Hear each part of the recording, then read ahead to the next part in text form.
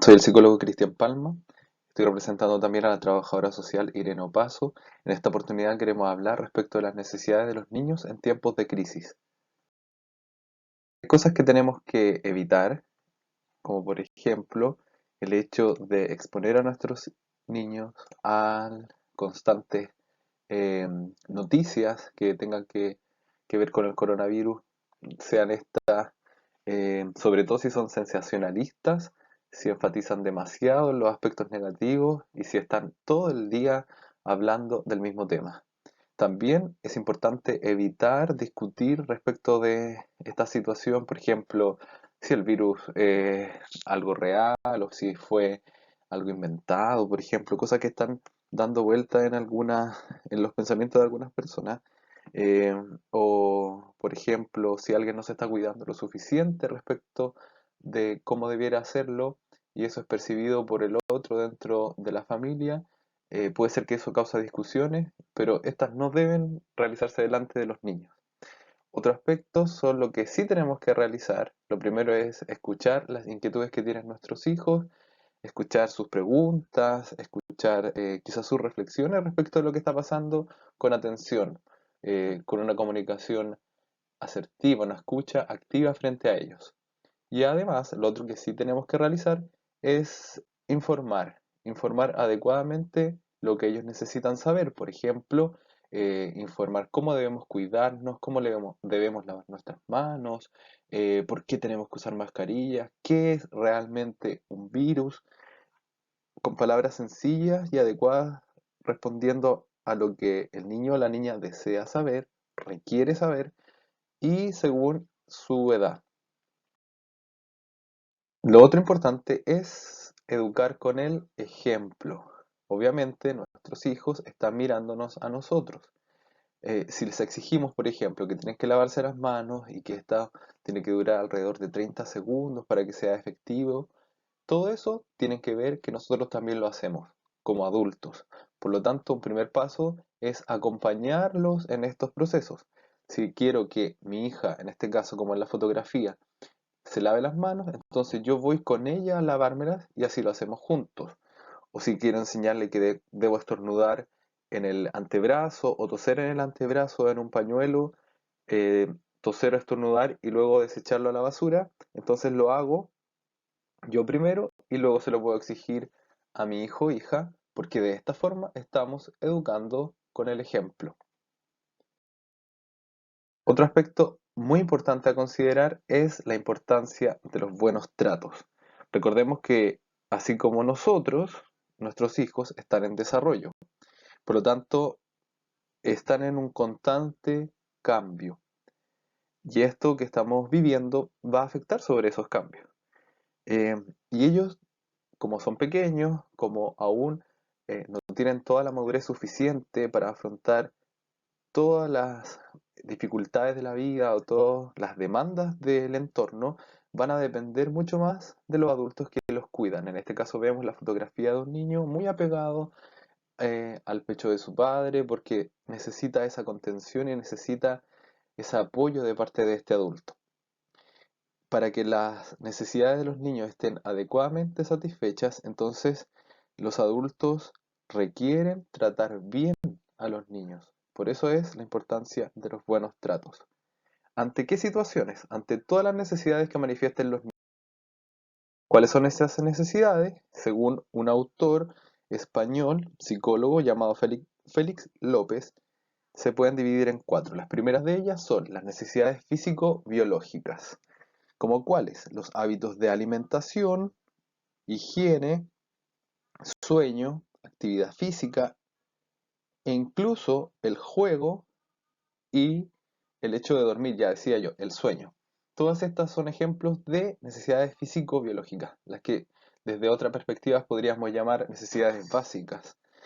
Otras de ellas son tener una temperatura adecuada, la vestimenta adecuada, todo lo que proteja su integridad física y aleje a los niños de riesgos reales. Hoy día nos enfrentamos a una pandemia que es un riesgo real, por lo tanto los niños tienen que, por ejemplo, a través de la alimentación, consumir más alimentos con vitamina C o que en realidad vengan a proteger o a fortalecer el sistema inmunológico. Podríamos desde ahí partir para poder elegir cómo alimentar a nuestros hijos. El hecho del juego también es muy importante porque no solamente es como para recrearse o para que el niño esté ocupado en algo, sino que el juego realmente es una necesidad del desarrollo y por lo tanto tenemos que respetar y poner espacios, disponer de materiales para que estos juegos se puedan realizar día a día dentro de la rutina, así como también tenemos dentro de la rutina el alimentarnos o el dormir. El dormir, de hecho, es muy importante. No permitamos que nuestros hijos se queden hasta altas horas de la noche jugando en el celular, frente a pantallas, porque esto daña la salud, incluso a nivel del cerebro. Tenemos que evitar que se sobreexpongan a las pantallas que emiten luz azul. Son las pantallas del televisor, del celular, del computador, por largas horas. Tenemos también las necesidades llamadas mentales y culturales. Estas necesidades tienen relación con la estimulación sensorial, la exploración del medio físico y social, el conocimiento de la realidad física y social, la adquisición de un sistema de valores y normas, la adquisición de saberes escolares y profesionales, la necesidad de encontrar respuesta y ayuda ante temores imaginarios y la interpretación del mundo, del ser humano y del sentido de la vida, lo que conocemos como espiritualidad. Aquí podemos notar que estas necesidades todavía trascienden hacia el hogar. Por ejemplo, el hecho de que nos estemos educando vía online, a través de guías, como lo está haciendo el colegio, o todavía mediante los recursos que disponemos por parte del ministerio, como los libros de clases. Em, por lo tanto, es necesario que su hijo todavía establezca buenas rutinas de estudio y esos hábitos permanezcan, pero usted, como adulto, tiene que guiarlo y tiene que motivarlo para que pueda hacer estas actividades de forma autónoma. El hecho de encontrar respuesta, por ejemplo, a temores imaginarios, eh, va a estar muy ligado en muchas ocasiones a nuestras propias creencias como familia, a nuestra propia espiritualidad. Este autor lo reconoce como necesidades culturales por el hecho de que nosotros vamos a interpretar qué es lo que está pasando desde el punto de vista de nuestras creencias. Podemos creer realmente que Dios nos cuida frente a esta pandemia, pero al mismo tiempo tenemos que enseñar a nuestros hijos a ser prudentes, cuidadosos y mantener todos esos resguardos. Asimismo, ayudarles a interpretar adecuadamente el entorno social en el que vivimos, cómo esto podría estar afectando a nuestro planeta, las relaciones interpersonales, por qué el distanciamiento social es importante, qué significa realmente no poder saludar a la otra persona con un beso en la cara o darle la mano, y por qué hay ciertos riesgos y cómo eso está hoy día moldeando nuestras relaciones. Eso también tiene que ver con lo cultural. Por lo tanto, este desarrollo es muy importante, esta necesidad mental. Luego viene lo que se llama las necesidades emocionales y afectivas. Para, para todas las personas, estas necesidades son realmente importantes. Tiene que ver con comprender, expresar y usar sus emociones en lo social, la seguridad emocional, el vínculo del apego que se conoce, la red de relaciones sociales, tener vínculos de amistad y sentido de comunidad, la necesidad de interacción sexual placentera, los afectos sexuales del deseo, la atracción y el enamoramiento. Acá vemos cómo una mamá está frente a frente con su hija, regaloneando, como podemos decir nosotros. Son momentos que hay que seguir cultivando dentro del hogar, espacios de intimidad entre padre e hijo, para decirse te quiero o demostrarlo quizás con un abrazo, usar expresiones de afecto concretas para que el niño o la niña lo pueda recibir adecuadamente. Y eso además va a generar seguridad. Si hay ciertos temores respecto de lo que está sucediendo o falta de comprensión porque aún no tienen todos los recursos para entender bien lo que está pasando, entonces estos actos van a generar la seguridad que un niño o una niña de edad escolar necesita. Además, no podemos olvidar la red social de amistades que ellos tienen, por ejemplo, dentro del colegio. Generalmente los niños consideran amigos a sus compañeros de curso. Por lo tanto, tenemos que hacer los esfuerzos necesarios para que mantengan esas relaciones de amistad, por ejemplo, a través de llamadas telefónicas o a través de una videollamada por WhatsApp, o motivarlo a que también puedan, eh, no sé, enviar una foto de lo que hicieron durante el día. Incluso en esta era un poco más tecnológica, los niños van a considerar amigos a aquellos que conocen virtualmente. Por ejemplo, amigos que tienen a través de un juego en línea. Eh, Hay varios juegos en línea en los que los niños se conectan, se ponen su audífono, un micrófono y juegan y entre ellos comentan lo que están haciendo, o se dan tips de cómo ganar el juego, pasar la etapa. En eso ellos consideran que están haciendo amistad también. Por lo tanto, es adecuado permitirle un momento del día en que lo puedan hacer, pero siempre bajo supervisión del adulto para evitar que la persona que está detrás de la pantalla sea alguien que podría poner en riesgo la integridad de sus hijos. Y acá también tenemos que considerar el tema de las necesidades de índole sexual. La sexualidad es un tema de todos los seres humanos, por lo tanto, desde pequeños, desde el hecho de ser hombre o de ser mujer, de ser niño, de ser niña, la sexualidad está con nosotros. Pero durante la infancia, durante la niñez, esta se expresa de manera diferente a cómo se expresa en la adultez. Entonces, es normal que a mi hijo le pueda gustar una niña y que quizás en este tiempo de confinamiento la eche de menos, le gustaría, no sé, hablar con ella, quizás mandarle un pequeño mensaje por WhatsApp o revisar cómo se encuentra, y eso es válido.